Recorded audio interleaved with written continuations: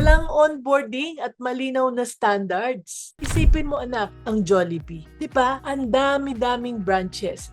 Ang dami-daming employees. Maybe tens of thousands of employees. Pero customers like us, we know what experience to expect. Tama? Imagine kung bawat isang empleyado ay merong iniimbento ng sarili nilang way of serving. Ganito ba minsan sa negosyo natin? Iba-iba ang mga strategy or mga orders ng mga managers. Depende kung sino ang naka-duty. Alam mo anak, consistency does not happen automatically ha. It comes from onboarding and clear standards. Kaya ang Jollibee, meron yang clear standards at meron silang onboarding. Hindi na lang basta isasabak yung empleyado doon sa service area. Diba? So, ang empleyado natin, kailangan nilang maintindihan kung sino ang company, ano ang company, ano ang ating mga vision, mission, at values. Kailangan nilang malaman kung papaano ang trabaho gagawin. Ang bawat isang trabaho, kahit na paglinis lang ng table, kahit na pagmap lang ng floor,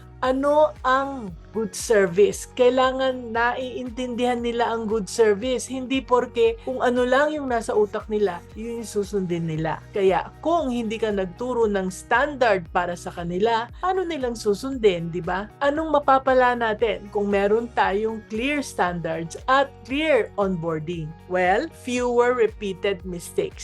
Siyempre, tao, may pagkakamali pa rin. Pero paunti ng paunti. Tapos, yung mga new hires naman natin, no? They hit the ground running faster. Hindi sa day 1, maybe hindi sa day 2, pero surely sa day 3, makakapag-adjust na sila. Okay? And kahit na saang branch ng inyong customer, and kahit na saang branch sila pumunta, at kahit na kailan sila pabalik-balik, more consistent na ang kanilang customer experience. Yung mga lasa ng pagkain, yung itsura ng pagkain na siniserve sa kanila, pare-pareho. Hindi yung iba-iba, no? And, ito yung pinakamaganda. Less need for you to keep correcting everything. Hindi na ikaw yung taga-correct, hindi na ikaw yung taga-traffic, hindi na ikaw yung taga-organize ng trabaho araw-araw every time you are on the floor. Alam mo anak, kapag malinaw ang standard, hiring gives you capacity, hindi more confusion.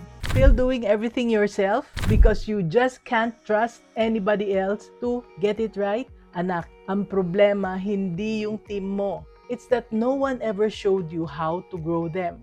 Grow Your People Pinoy is a book that gives you a simple step-by-step framework for hiring, training, and leading a team that actually works without the burnout, the drama, or the endless, sige na, ako na lang. Because your business will only grow as much as your people do. Kaya get your copy now anak. The link is in the comment section.